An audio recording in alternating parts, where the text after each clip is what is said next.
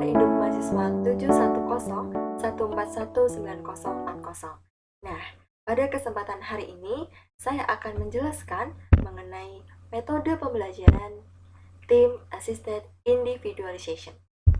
Hope you can enjoy this video till the end.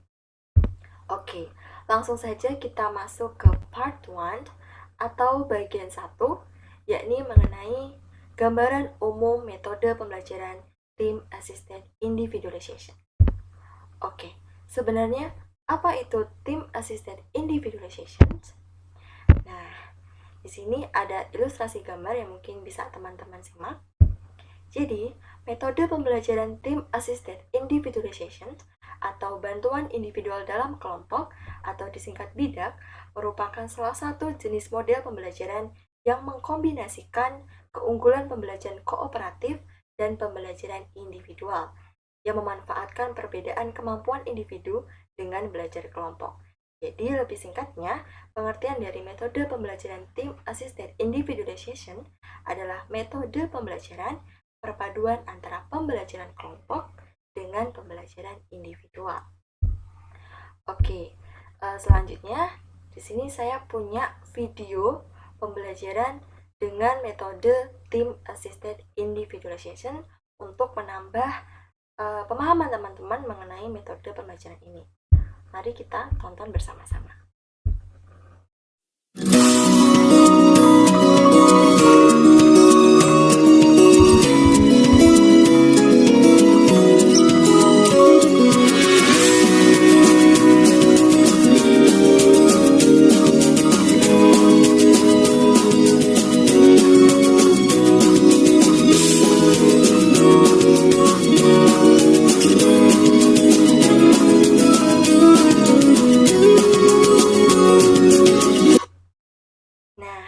Merupakan salah satu contoh video pembelajaran dengan metode Team Assisted Individualization.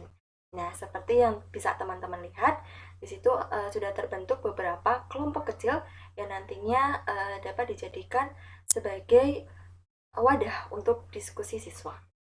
Nah, selanjutnya kita masuk ke tujuan metode pembelajaran Team Assisted Individualization. Nah, yang pertama adalah tentunya dapat membuat para siswa bekerja dalam kelompok kooperatif. Kemudian selanjutnya adalah programnya mudah dipelajari baik oleh guru maupun siswa. Karena dalam penerapan metode pembelajaran ini memang tidak serumit metode pembelajaran lainnya. Jadi kita basicnya adalah kerja kelompok dengan pembentukan beberapa kelompok-kelompok kecil. Kemudian yang ketiga adalah dapat meminimalisir keterlibatan guru dalam pemeriksaan dan pengelolaan rutin. Karena dalam metode pembelajaran Team Assisted Individualization, guru lebih berperan sebagai fasilitator dalam pembelajaran. Kemudian yang terakhir adalah para siswa akan dapat melakukan pengecekan satu sama lain. Nah, lanjut ke bagian selanjutnya, yakni mengenai karakteristik dari metode pembelajaran Team Assisted Individualization. Yang pertama adalah siswa dituntut untuk aktif dengan belajar secara individual, mempelajari materi yang telah disiapkan oleh guru. Jadi, sebelum masuk ke kerja kelompok, siswa itu dituntut untuk secara individual mempelajari materi yang akan dibahas pada hari itu. Kemudian yang kedua adalah kegiatan belajar dilakukan dalam kelompok kecil, seperti ilustrasi video yang sudah teman-teman tonton sebelumnya. Kemudian yang ketiga adalah semua anggota kelompok saling berdiskusi, dan ini wajib ya, karena memang diskusi kelompok memegang peranan penting dalam metode pembelajaran Team Assisted Individualization. Kemudian yang keempat adalah setiap anggota dalam kelompok itu memiliki tugas yang sama, jadi tidak ada diferensiasi dalam pemberian tugas kelompok. Kemudian yang terakhir adalah saling mendengarkan pendapat di antara anggota kelompok untuk mencapai keberhasilan kelompok. Kemudian kita lanjut mengenai kelebihan dan kekurangan metode pembelajaran Team Assisted Individualization. Kita mulai dengan kelebihannya terlebih dahulu. Oke, yang pertama adalah siswa yang lemah dapat terbantu dalam menyelesaikan masalah pembelajaran. Karena dalam metode ini terdapat peer tutoring atau tutor sebaya yang dapat membantu siswa yang lemah dalam memahami materi yang akan dibahas. Kemudian yang kedua adalah siswa yang pandai atau unggul dapat mengembangkan kemampuan dan keterampilannya, terutama dalam kemampuan diskusi. Kemudian yang ketiga adalah adanya tanggung jawab dalam kelompok untuk menyelesaikan permasalahannya. Selanjutnya, siswa diajarkan bekerja sama dalam kelompok. Nah, ini sudah pasti ya, karena tadi siswa belajar dalam kelompok-kelompok kecil dan tentunya mereka harus bekerja sama untuk terjalin keberhasilan kelompok. Kemudian yang terakhir adalah para siswa akan termotivasi mempelajari materi ajar dengan cepat dan akurat. Kemudian untuk kekurangannya, yang pertama adalah tidak adanya persaingan antar kelompok, karena memang metode pembelajaran tim assisted individualization ini bukanlah suatu kompetisi ya. Jadi kelompok di sini dimaksudkan adalah sebagai pendukung siswa dalam memahami materi pembelajaran, bukan sebagai persaingan atau kompetisi. Kemudian yang kedua adalah siswa yang lemah dimungkinkan menggantungkan pada siswa yang pandai. Mungkin saja dalam penerapannya siswa yang lemah itu bisa menjadi pasif dan menggantungkan kepada siswa yang unggul. Kemudian yang ketiga adalah memerlukan periode yang lama, karena dalam penerapannya itu memang ada beberapa step yang cukup panjang dibandingkan dengan mungkin metode pembelajaran yang lainnya. Kemudian yang terakhir adalah bila kerjasama tidak dapat dilaksanakan dengan baik, yang akan bekerja hanyalah beberapa murid yang pintar dan yang aktif saja. Dan ini juga mungkin bisa terjadi karena seperti di poin 1 di sebelah sini, poin 2 maaf, jadi siswa yang lemah itu bisa dimungkinkan menggantungkan pada siswa yang pandai. Jadi nanti ada siswa yang aktif, ada juga siswa yang pasif. Kemudian kita lanjut mengenai 8 komponen Team Assisted Individualization menurut Slavin tahun 2008.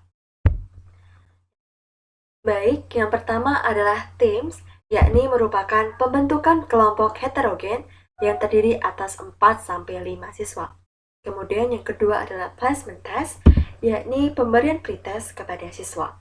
Yang ketiga ada curriculum materials, yakni siswa bekerja secara individu sesuai dengan kurikulum yang ada. Yang keempat ada team study, yakni tahapan atau tindakan belajar yang harus dilaksanakan oleh kelompok, yakni berupa diskusi kelompok. Kemudian selanjutnya ada team scores and team recognition, yakni pemberian skor atau penghargaan terhadap hasil kerja kelompok. Kemudian yang keenam ada teaching group, yakni pemberian materi secara singkat dari guru menjelang pemberian tugas. Yang ketujuh ada fact test, yakni pelaksanaan tes-tes kecil berdasarkan fakta yang diperoleh siswa. Dan yang terakhir ada whole class units, yakni pemberian materi oleh guru kembali di akhir waktu pembelajaran sebagai penekanan atau kesimpulan dari pembelajaran hari tersebut. Kemudian kita masuk ke part 2 atau bagian 2, yakni mengenai penerapan dalam pembelajaran ekonomi. Oke.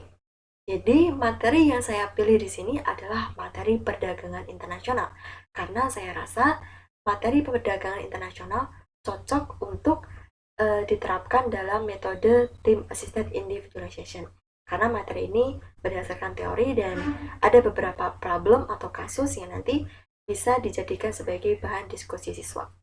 Oke, langkah penerapannya dalam metode pembelajaran Team Assisted Individualization, yang pertama adalah langkah teams atau pembentukan teams.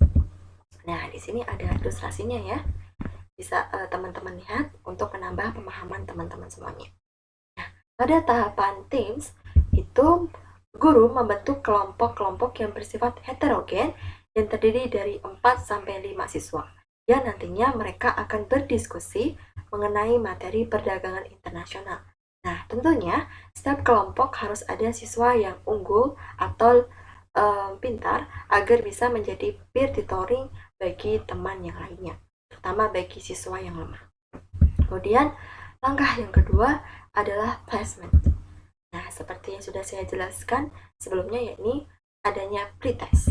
Jadi pada langkah ini guru memberikan tes awal atau pre-test kepada siswa mengenai materi perdagangan internasional.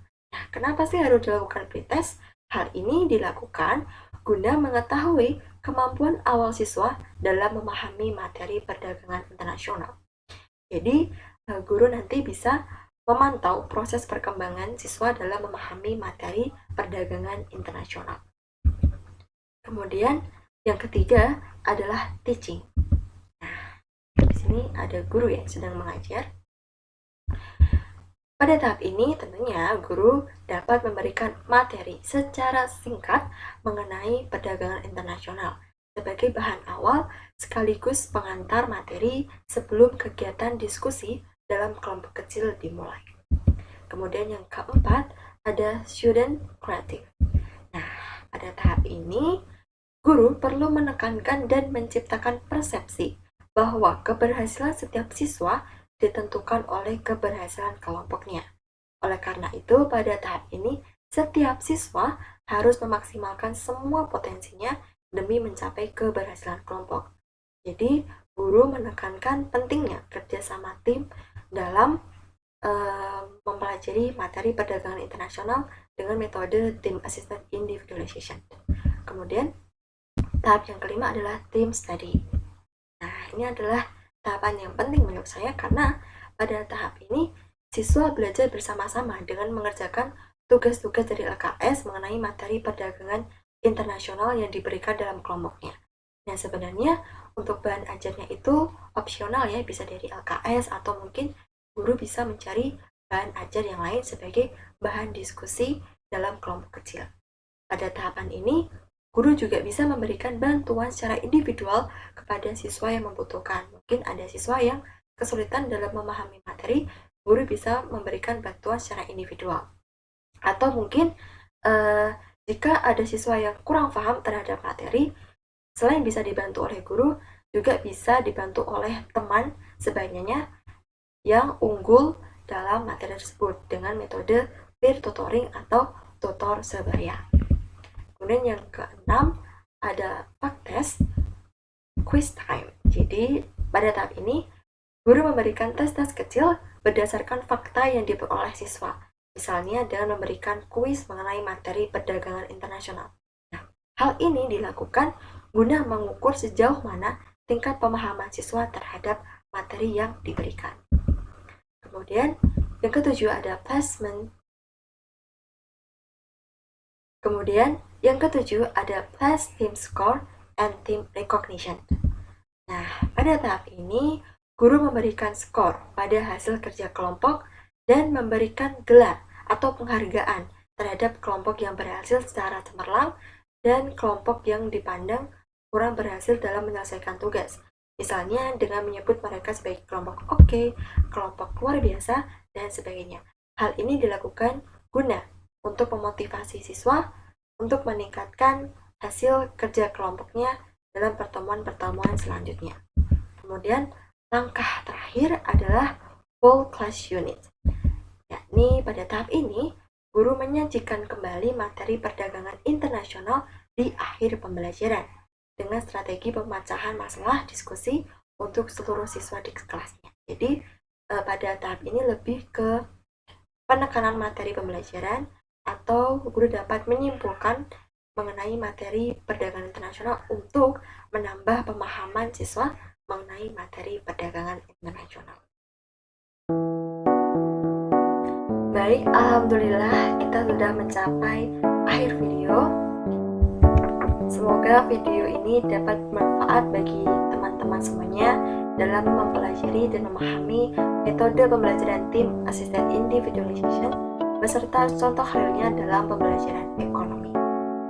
Akhir kata, saya mohon maaf apabila terdapat kesalahan baik dalam tutur kata maupun perilaku. Terima kasih. Wassalamualaikum warahmatullahi wabarakatuh.